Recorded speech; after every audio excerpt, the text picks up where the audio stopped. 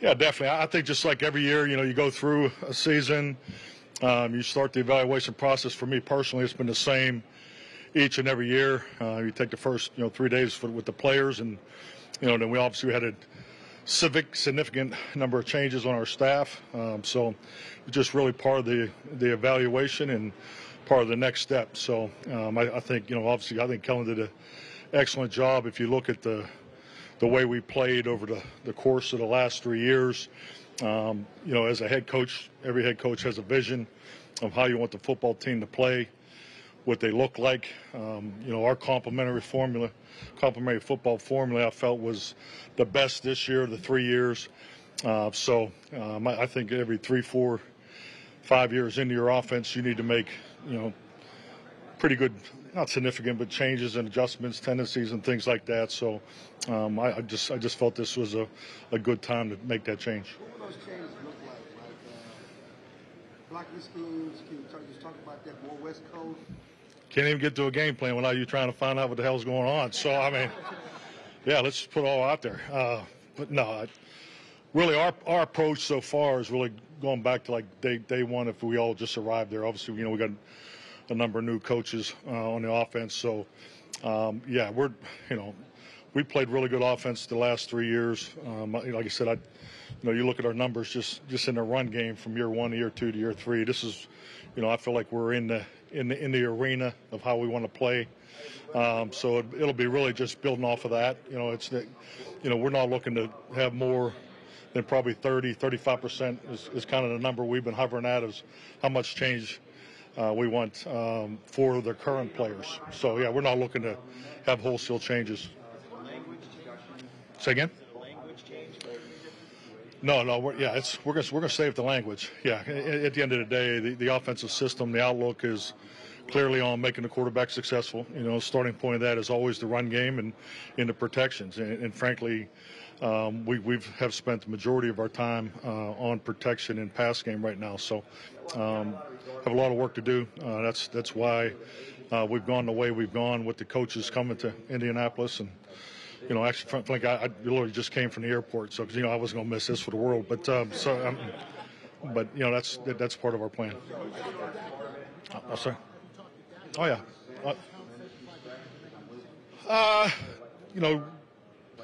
More philosophical.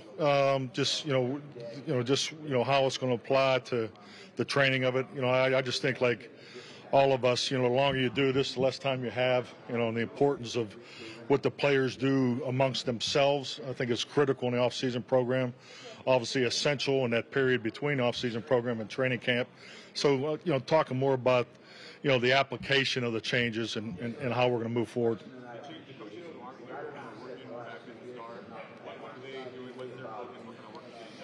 Well, offensively, we've been, in the meeting room the whole time. So, we have the AM session, the PM session. We've been doing at night we did the interviews. We've been WebEx, the interviews here with the prospects. So we just wanted to keep rolling and get as much done as we could this week. I'm sorry, can you say it again? To the role? Oh, I think Brian Schottenheimer brings a tremendous lot. I think just like anything, when you're putting together a staff, particularly when you have staff changes, there's a personality, a connection, being in a leadership role, bringing people together. Everybody's style is different. That's universal. I think he has incredible people skills. He has that when it comes to bringing people together. And then the football part of it, it's been fun. I think Brian and I have worked together 25 so years ago. So, and it's been cool to see where he's gone with his path and from the base teachings that we learned under his father, Marty, and how things have evolved. But, but once again, we're not throwing everything away. I mean, we have a lot of good to build off of. Number one with our players, the concepts have been established. It's really just our responsibility to make sure that we're clean and precise on the direction that we're going. And he brings that experience and that knowledge, to the workplace every day. How will it look differently? I don't know. I mean, Well, just I guess we'll wait and see. But no, I just think like anything. Everybody has plays, everybody has concepts. We're every player and coach. You have tendencies in this league. You're ignorant to think that you don't. And it'll be no different for myself. But it's just how you attack on the other side. So there's some things that conceptually that I'll believe in more in situational football than may have happened in the last 3 years. But let's be honest. I mean, I had all the input that I wanted the last 3 years too. So I think clearly when you look at the way Kellen coordinated in 19, just look at our run totals the last 3 years. We're different offense in 22 than we were in 2020, and that was part of the evolution of being more balanced, more complementary football, not as wide open in the drop back, just like our drop back passing and normal down. So, you look at all those things. So, but I'm really looking forward to the critique from you of how different it is. So, I'm sorry. Yeah, this is the most fun I've had since I've been in Dallas. I mean, just to be in the meeting room again with the coaches full time.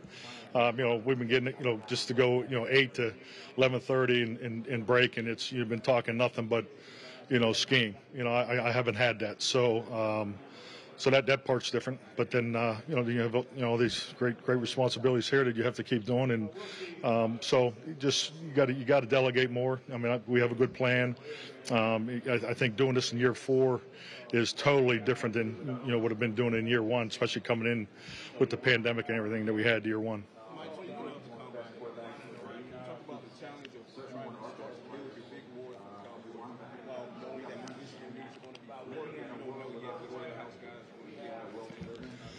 I mean, but this is a yearly challenge. I think just like anything, and I've always gone about it this way. From my chair, I just don't want to go backwards. And my personal experience through draft and develop, the biggest increases in our player productivity will come from within. Our first or second year players will make improvement. That doesn't show up during the draft. Your second and third year players make improvements. So I'm counting on that. We had it last year. If you look at our last 2 draft classes, they played a lot of football early. I've been very impressed with that. So I'm hoping for gains from that, in 2023. So that part doesn't change for me. And you just want to get better. You want to add. You don't. I don't think there's ever been a coach staying up here that wants to lose any of his players, and I think that's a big part of draft and develop. I mean, players that are up for their second contract to me are a huge priority because those are guys we have an investment together. We have a commitment together, and we want to build off of that. So, but that's always the challenge of the business arena. I mean, it's a whole different arena. Every player and coach goes through it. And it's not always fun. We all get that, but this is about building the strongest 90-man roster that we possibly can, to put ourselves in a position to make a run at the title. So that part has never changed for me personally, but the specifics of it, I mean, that's what the business challenge is all about. So I mean, obviously, I don't really have anything to say there.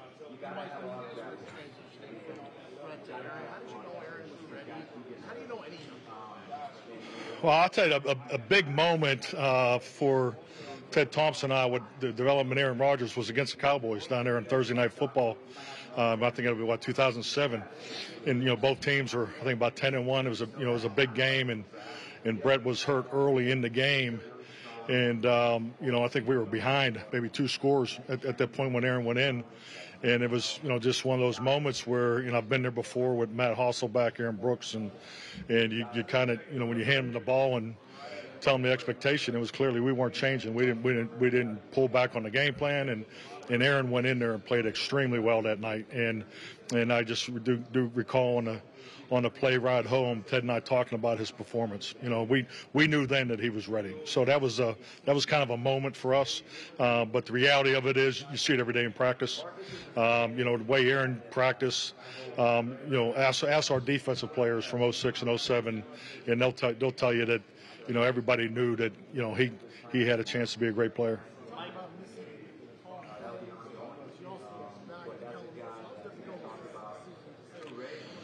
Well, change is never easy. I mean, I have I have a lot of respect. I think Kellen and I are obviously on two different ends of the spectrum.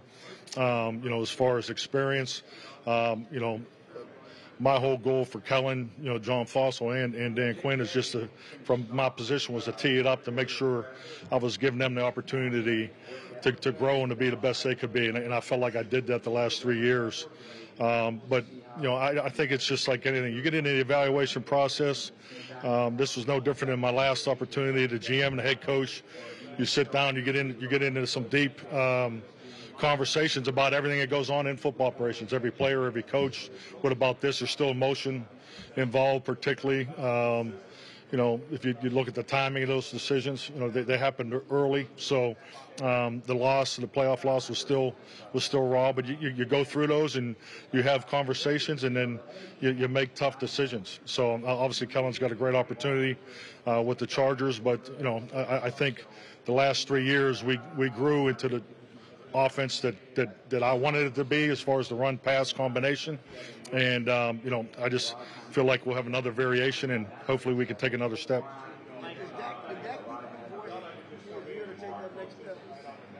What do you mean by that? I mean, you've been the play caller, you've been the main guy, talking to him. Obviously, you kept telling because of that relationship. I don't know if you think Dak needs a new voice to take that next step. You guys need to take the next step.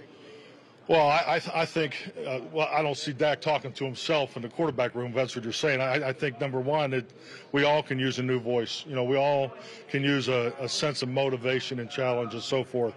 This is a new challenge for him. These are his words. He's very excited about it. I just think, like anything, he's had a chance to go from the different variations of the offense that was in place. He's getting ready to take another turn as far as the variation of what we're getting ready to do. We're going to build it off of what he has established. My decision to stay with his concepts and so forth is still intact, because I wouldn't have did what I did in 2020 if I still didn't believe in him. And we obviously, as an organization, myself included, feel very strongly about him as our future, and we will definitely build this thing around him. Mike, you were able to go from play Green Bay this year to play Aaron. What did you see from Aaron in that game? What did that game mean? Well, we didn't win the game. That was disappointing. I thought Aaron played exceptionally well that night. I don't recall. I think he hit all his throws. So, it was a competitive game. But I still think Aaron's playing, top level football. Looking at last season, were you expecting to make that impressive second-year jump? Well, I tell you, I think as a group, they all. We had some great first-year performances. Starting with, I don't know if Tyler Smith can play any better as a rookie. I don't know how the awards shook out, but for him to accomplish what he accomplished, I've seen Will Shields start week one against, or actually go in week one against Tampa Bay Buccaneers in 1993. I don't think he came out for 16 years.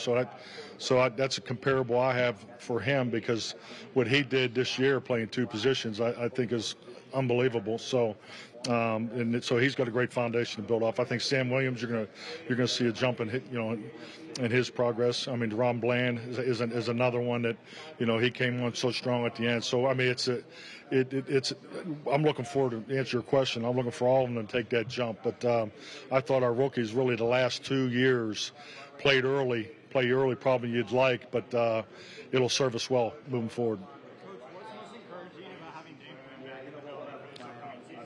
Having Dan back is obviously huge for us. Because this is a professional and personal relationship that I know I hold close to my heart. So Dan's become a dear friend over the last couple of years, but as a football coach, he's outstanding. I think it also is part of why I feel very confident making this move. I think it's huge for our team. And going back to the question earlier, with these young defensive players, now being in the third year of a system, we're looking to take another step defensively. Why do you guys do so well with Dan? Why is that? We're Irish, two Irish guys in the 50s. That's usually how it works. But no, I just think just a lot of common ideologies of how you go about the business, the professional component of it. culture, structure, all the little things that you kind of learn along the way as you have an appreciation for what the younger generation of coaches and players bring to today's game. And Dan's a lot more hip than I am in that area. So, but yeah, I just think we have a lot of common outlooks on how you win.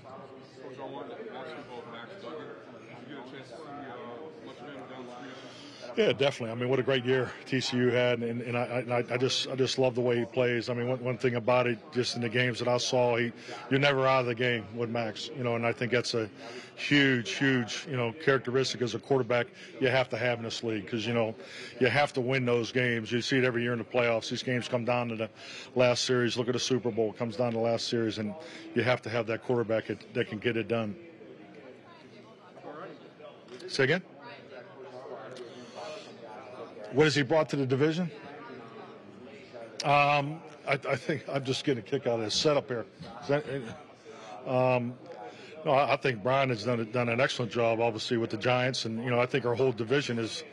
I think about when 2020, when three of us arrived in the division, and what it's become to today, and I mean arguably the most competitive division in the NFL, and I think Brian's he's always been a creative coach. His football team plays the right way. So I think it's definitely a division rival that I look forward to. So he's definitely, he's a playoff caliber coach in his first year. That speaks volumes. So I thought he did a heck of a job.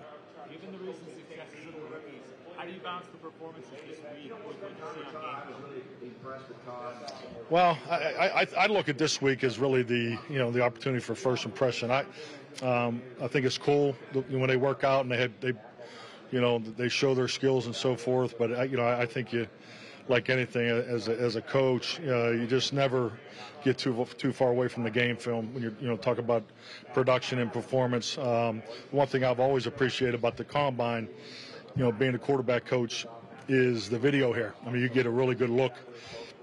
As they're throwing profiles, and what's nice is you have the historical comparables, and that's one of the sessions that has stayed pretty consistent on the camera angle and all the little things that you can get out of that. So those are the type of little things that you get out of this. The conversations are always important. I've been doing it by Zoom the last 2 days. Not a fan of it. So I'd rather do it in person, just because you don't get to feel the young man. You can't see the video that he's talking about. So that's the negative of not being here. But I think this is a great opportunity for these young men to make a first impression. So, and that's always held true. All righty. Thank you, Mike. All right, thank you. Looking good, man.